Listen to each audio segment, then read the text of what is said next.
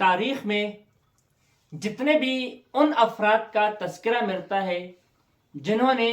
سرکار دو عالم صلی اللہ علیہ وآلہ وسلم کی شان اقدس میں گستاخی کا ارتکاب کیا، نبی پاک صلی اللہ علیہ وآلہ وسلم کے متعلق برے القابات یا گالی گلوچ سے نبی پاک صلی اللہ علیہ وآلہ وسلم کا تذکرہ کیا، اللہ رب العزت نے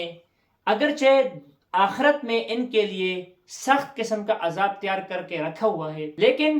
دنیا میں بھی اللہ رب العزت نے ان گستاخوں کو عبرت کا نشان بنایا اور رہتی دنیا کے لیے ایک تاریخ رقم کی۔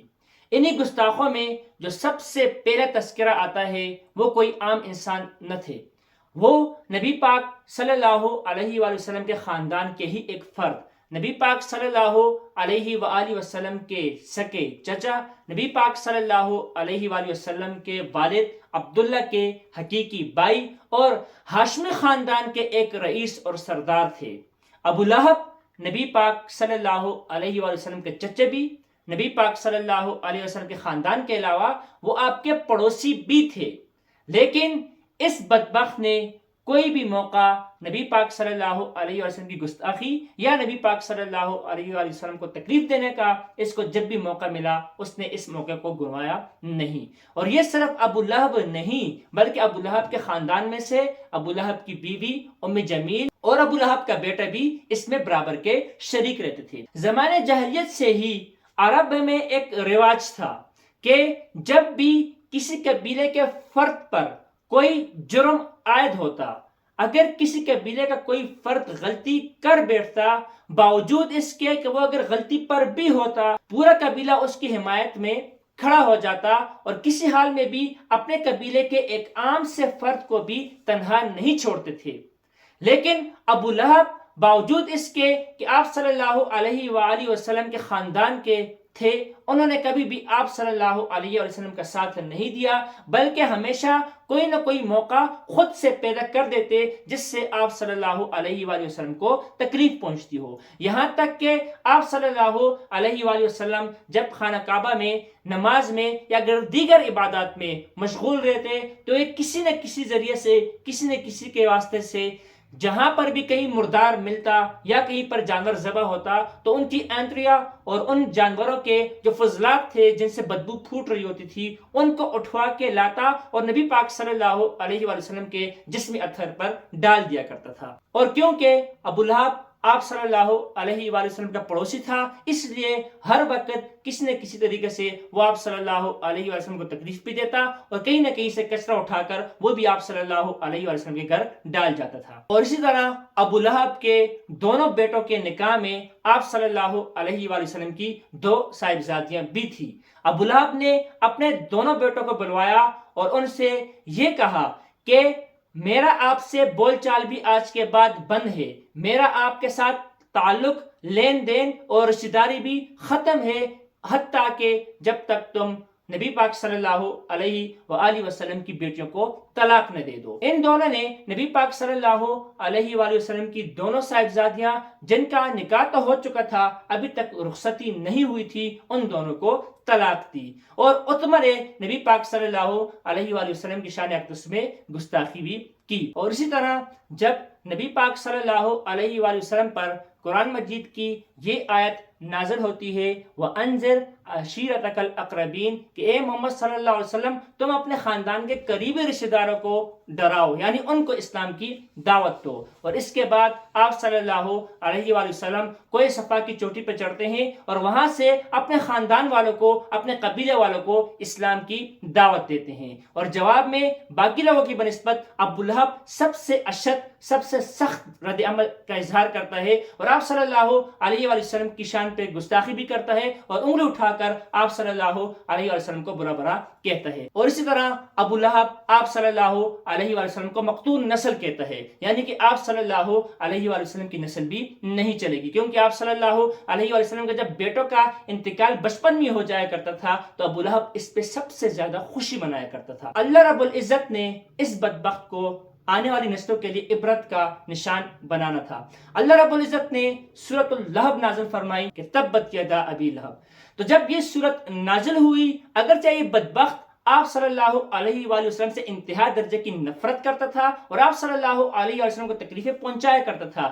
لیکن صادق اور امین تھے، اس لیے آپ صلی اللہ علیہ وآلہ وسلم پر جب یہ وحی نازل ہوئی تو اس وقت ابو لہب اپنے بارے میں پریشان رہنے لگا۔ اور اس کے بعد جب غزوہ بدر پیش آیا تو ابو لہب باوجود سردار ہونے کے وہ غزوہ بدر میں شریک نہیں ہوا، لیکن غزوہ بدر جیسے ہی ختم ہوتا ہے ٹھیک ایک ہفتے بعد 7 دن بعد ابو لہب کے جسم میں ایک زہریلا اور ایک خطرناک قسم کا پھوڑا نکل آتا ہے، اور یہ پھوڑا چند دن کے بعد پورے جسم پر پھیل جاتا ہے، اور اس کے بعد پورے جسم سے ابو لہب کے پورے جسم میں بدبو پھیل جاتی ہے، اور بدبو کے ساتھ پورے جسم سے پیپ نکلنا شروع ہو جاتی ہے، اور اس کے بعد آہستہ آہستہ ابو لہب کے اس گستاخ کے جسم سے آہستہ آہستہ گوشت گلنے لگ جاتا ہے، اور جب گڑی سڑی بدبو پھیلنے لگ جاتی ہے تو انہی کے بیٹے اپنے والد کو، اپنے باپ کو، اس بدبخت کو اٹھا کے گھر سے باہر نکالتے ہیں،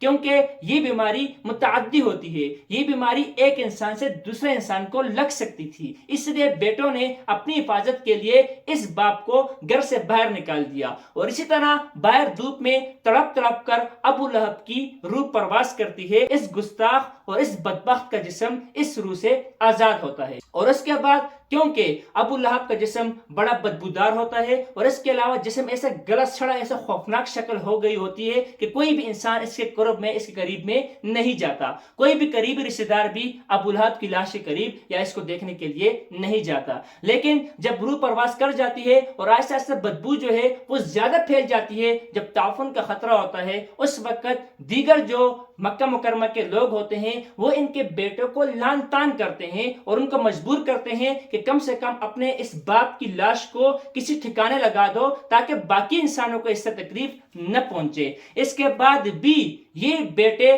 اپنے اس بدبخت باپ کے پاس نہیں جاتے، بلکہ ایک کچھ کالے حبشی غلام کو کچھ اجرت پہ مقرر کرتے ہیں اور ان کے ذمہ یہ کام لگاتے ہیں کہ وہ ان کے والد ابو لہب کے لاش کو ٹھکانے لگا دیں۔ اس کے بعد وہ حبشی ایک گہرا کھڈا کھودتے ہیں اور ابو لہب کی لاش کو ڈنڈوں اور لکڑیوں کے زور سے کھینچتے ہوئے اس کھڈے میں دفن کرتے ہیں اور اوپر سے مٹی ڈال دیتے ہیں۔ یوں یہ بدبخت جو سب سے پہلے نبی پاک صلی اللہ علیہ وآلہ وسلم کی شان میں گستاخی کرتا ہے تو اس کے پورے جسم کو اور اس کی روح کو اور اس کی روح کے نکلنے کو پوری دنیا کے لیے ایک عبرت بن جاتی ہے، اور ابو لہب جن بیٹوں پہ فخر کرتا ہے وہ بیٹے بھی آخری وقت میں اس کے کام نہیں آتے۔ اور اسی طرح ابو لہب کی بیوی ام جمیل جو کہ برابری کے ساتھ ابو لہب کے ساتھ شریک ہوتی ہے کہ نبی پاک صلی اللہ علیہ وآلہ وسلم کی شان میں کوئی گستاخی کرنی ہو یا کوئی تکلیف پہنچانی ہو تو کوئی موقع ہاتھ سے نہ جانے پائے۔ تو اللہ تعالیٰ نے سورۃ اللہب میں جو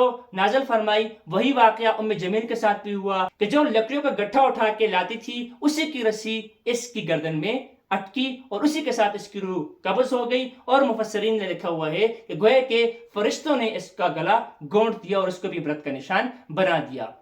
ابو لہب کا ایک بیٹا عتبہ جب نبی پاک صلی اللہ علیہ وآلہ وسلم کی صاحبزادی کو ابو لہب کے حکم پر طلاق دیتا ہے تو نہ صرف طلاق دیتا ہے بلکہ طلاق دینے کے بعد نبی پاک صلی اللہ علیہ وآلہ وسلم کی طرف تھوکتا ہے، اور تھوکنے کے بعد برے الفاظ اور نبی پاک صلی اللہ علیہ وسلم کی شان میں گستاخی کرتا ہے، جس سے آپ صلی اللہ علیہ وآلہ وسلم کو سخت رنج اور تکلیف ہوتی ہے، اور آپ صلی اللہ علیہ وآلہ وسلم ایک بد دعا کرتے ہیں اور بد دعا میں فرماتے ہیں کہ اے اللہ اس عتبہ پر اپنے کتوں میں سے کوئی کتا نازل فرما، اور جب یہ دعا کرتے ہیں تو پھر اس کے بعد ابو لہب اور عتبہ دونوں ڈرتے ہیں، نبی سے نفرت بھی کرتے ہیں اور نبی کی شان میں گستاخی بھی کرتے ہیں، لیکن اس بد دعا کی وجہ سے ڈرتے بھی ہیں، اس لیے مکہ سے عتبہ باہر نہیں جاتا۔ جب اس بد دعا کے کافی دن گزر جاتے ہیں اس کے بعد ابو لہب اپنے بیٹے عتبہ کو ایک تجارتی قافلے کے ساتھ لے کے جاتا ہے اور شام کی طرف یہ قافلہ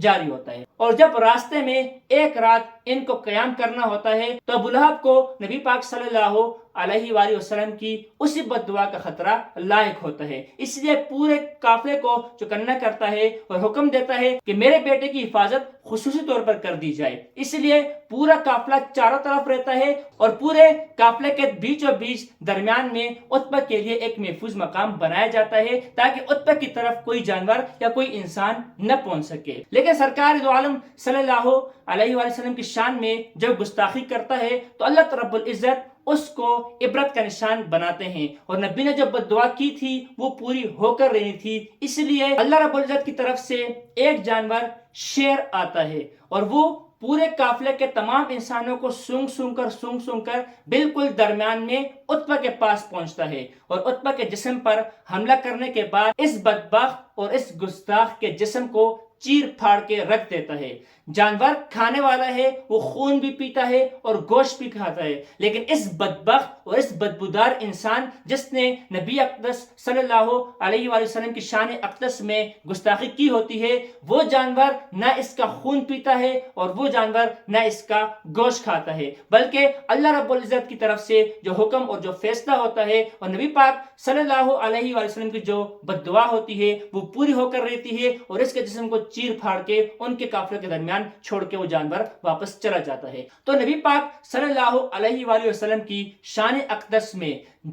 جن بدبختوں نے بھی گستاخی کی ہے، اللہ رب العزت نے دنیا میں ہی ان کو عبرت کا نشان بنا دیا تھا۔ ہم نے اس ویڈیو میں صرف 3 بدبختوں جو کہ صرف ایک ہی خاندان، اور خاندان بھی عام نہیں بلکہ بنو ہاشم عبد المطلب کے خاندان سے ہیں، اور نبی پاک صلی اللہ علیہ وسلم کے چچا، نبی پاک صلی اللہ علیہ وسلم کے چچی، نبی پاک صلی اللہ علیہ وسلم کے چچے کا بیٹا ہوتا ہے، اور سب سے پہلے جب گستاخی میں یہ شریک ہوتے ہیں اللہ رب العزت ان کو عبرت کا نشان بناتا ہے۔ تو ہماری یہ پہلی ویڈیو تھی اور اس میں ہم نے پہلے خاندان نبی پاک صلی اللہ علیہ وآلہ وسلم سے جن لوگوں نے گستاخی کی ان کا عبرتناک انجام ہم نے تذکرہ کیا ان کا۔ ان کے بعد تاریخ میں جتنے بھی گستاخ گزرے ان کا کیا عبرتناک انجام ہوا، اس کا بھی انشاءاللہ آئندہ ہم تذکرہ کریں گے۔ آئندہ ویڈیوز میں ہم انشاءاللہ ان گستاخوں کی عبرتناک انجام کا بھی تذکرہ کریں گے کہ اللہ رب العزت نے کس طرح اپنے نبی پاک صلی اللہ علیہ وآلہ وسلم کی شان کو